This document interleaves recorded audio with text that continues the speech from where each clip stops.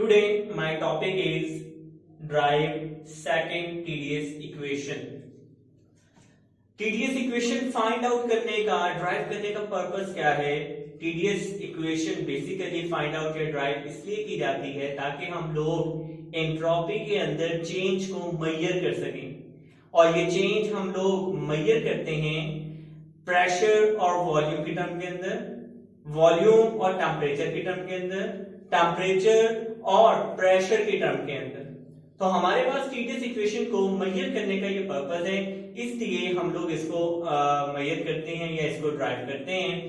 हमारे पास जो क्वेश्चन है बुक बी में से आता है, और बुक बी में से इस क्वेश्चन को बिल्कुल सिंपल अंदाज के अंदर लिखा जाता है, जैसा कि आपके सामने है ड्राइव सेकंड टीडीएस इक्वेशन। बिल्कुल सिंपल सा, इसके अंदर किसी तरह का कोई मुश्किल सवाल, कोई कॉम्प्लिकेशन नहीं होती। हम अपने आज के टॉपिक की तरफ चलते हैं। आज का हमारा जो टॉपिक है, हम लोग इसको जो ड्राइव करेंगे वो टेम्परेचर और प्रेशर की टर्म में करेंगे।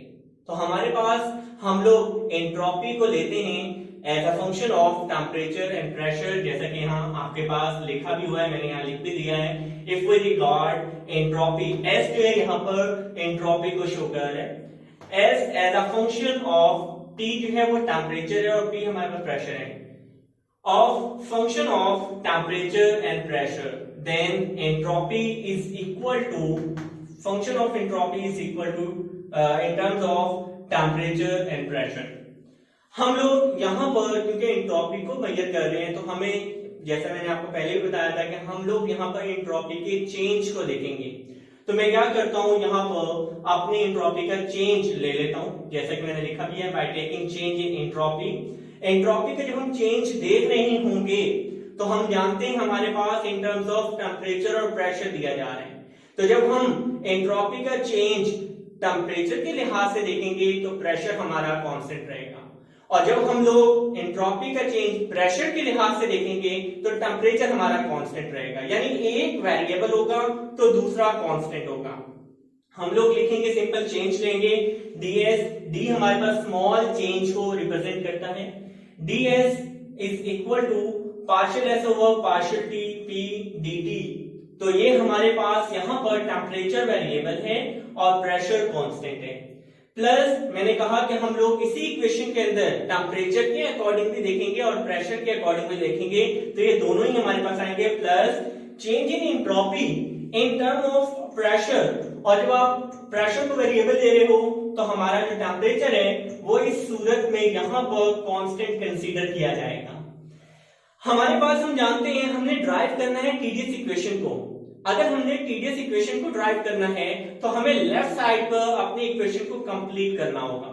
आप देख सकते हो इक्वेशन की लेफ्ट साइड पर हमारे पास ds मौजूद है, t नहीं मौजूद। हम क्या करेंगे, मल्टीप्लाई करेंगे बोथ साइड्स पर, लेफ्ट साइड पर भी और राइट साइड पर भी, टेम्परेचर के साथ t के साथ।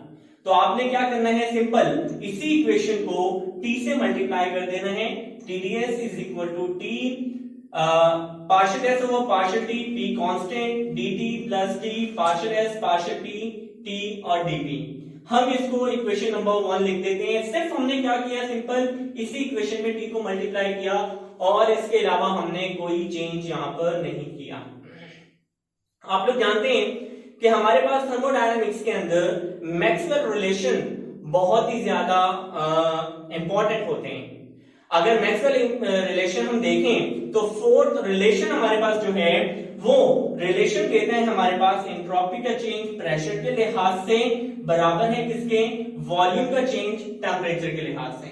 तो हम अपना फोर्थ रिलेशन देखेंगे, partial s over partial p, t constant is equal to minus partial p over partial t p।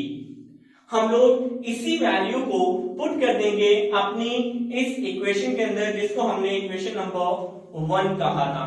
हम इस इक्वेशन के अंदर अपने फोर्थ रिलेशन की जो वैल्यू है उसको पुट कर देंगे, और इसको हम जो पुट करेंगे वो हमारे पास partial s over partial p की जगह पर किया जाएगा। आप देख सकते हो, सिंपल आपने सारी इक्वेशन एज इट इज लिखनी है, सिर्फ इस टर्म की जगह पर ये वैल्यू आप पुट कर दोगे।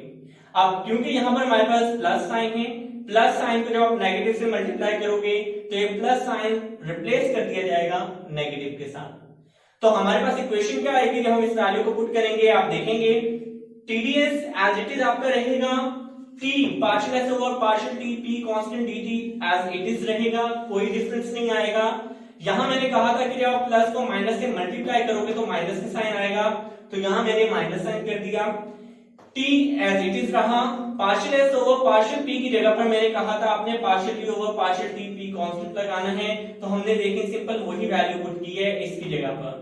बाकी dp एज इट इज आपका रहेगा, इसमें किसी तरह का कोई चेंज नहीं आएगा। ये तो थी हमारी एक जनरल इक्वेशन। हम लोगों ने फाइंड आउट क्या करना है, हमने second TDS equation find out करनी है, और इसके लिए हम एक कंडीशन लगाते हैं कि हम लोग एक मोल गैस जो है उसको ले रहे हैं और उस एक मोल गैस को हम हीट अप करते हैं dt टेम्परेचर के साथ कांस्टेंट प्रेशर के ऊपर। जब हम लोग इसको कांस्टेंट प्रेशर पर देखेंगे तो हमारे पास जो हीट रिक्वायर्ड होगी इसके हीट अप करने के लिए जो हमारी हीट रिक्वायर्ड होगी वो बराबर होगी dq is equal to cp dt के।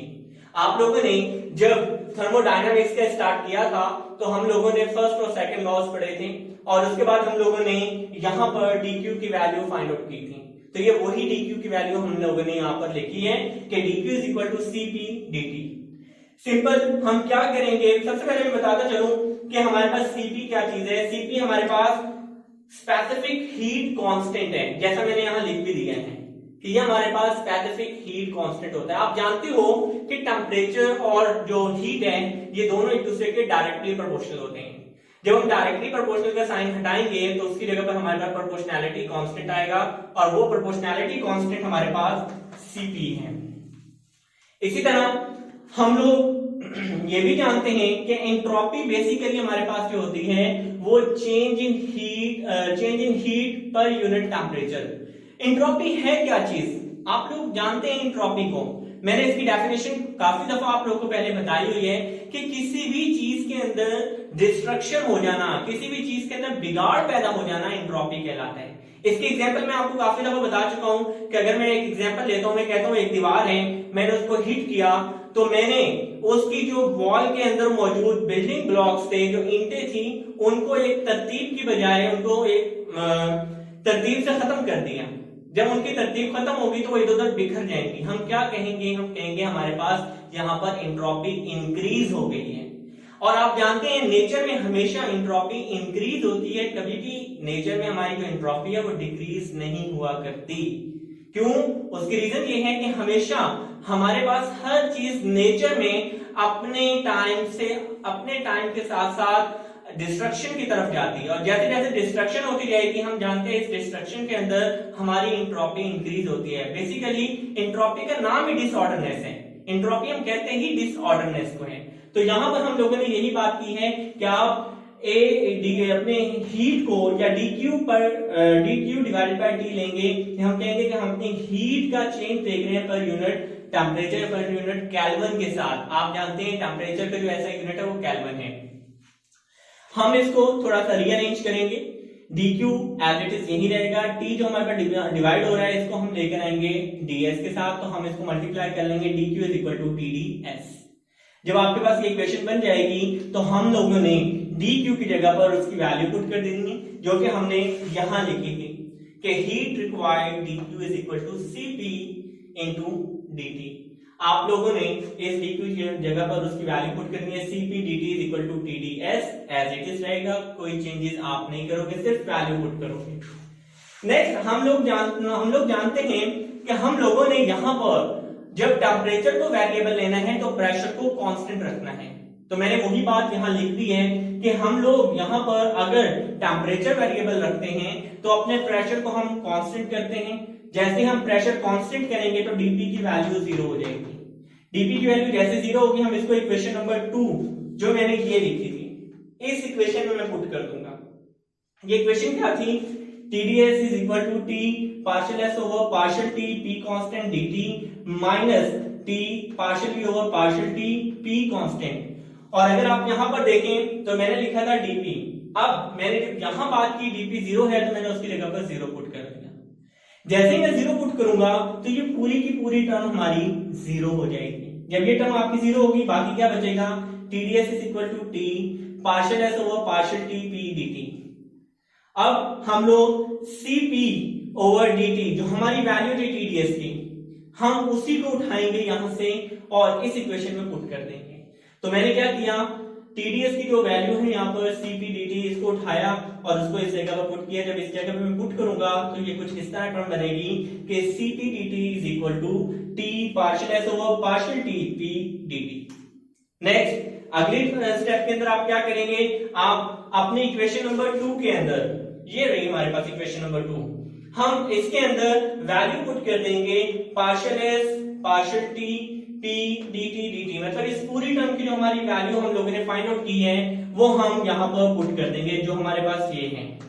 तो जैसे ही मैं इस इक्वेशन नंबर 2 के अंदर इस पूरी टर्म की वैल्यू पुट करूंगा तो मेरी इक्वेशन क्या बन जाएगी, TDS is equal to Cp dt जो मैंने यहां से लिया है minus T partial P over partial T P constant dp। हमारे पास ये रिक्वायर्ड इक्वेशन थी जो हमें ड्राइव करने के लिए दी गई थी। आपको एक चीज और बताता चलूं कि जब आप लोग इस इक्वेशन को पूरे प्रोसेस को सॉल्व कर रहे होगे तो जो हमारे पास लोअर सबस्क्रिप्ट आएगा, जैसे हमने यहां पर लिखा Cp, P हमारे पास जो यहां पर है वो लोअर सबस्क्रिप्ट है, आपने इसको लोअर सबस्क्रिप्ट के अंदर ही लिखना है। लोअर सबस्क्रिप्ट जो होता है ये कांस्टेंट वैल्यू को शो कर रहा होता है, ये कांस्टेंट जो क्वांटिटी होती है उसको शो कर रहा होता है। अगर मैं इसको इस तरह, इसकी बजाय इस तरह लिख दूं तो ये हमारे पास गलत होगा, क्योंकि यहां पर हमारे पास C के साथ जो P है वो मल्टीप्लाई को शो कर रहा है, कांस्टेंट वैल्यू को शो नहीं कर रहा। तो आपने इसको बिल्कुल चेंज नहीं करना, जैसे यहां पर Cp लिखा हुआ है आपने एज इट इज इसको ऐसे ही लिखना है। आज के लिए हमारा यही टॉपिक था, अपना ख्याल रखिएगा, अल्लाह हाफिज।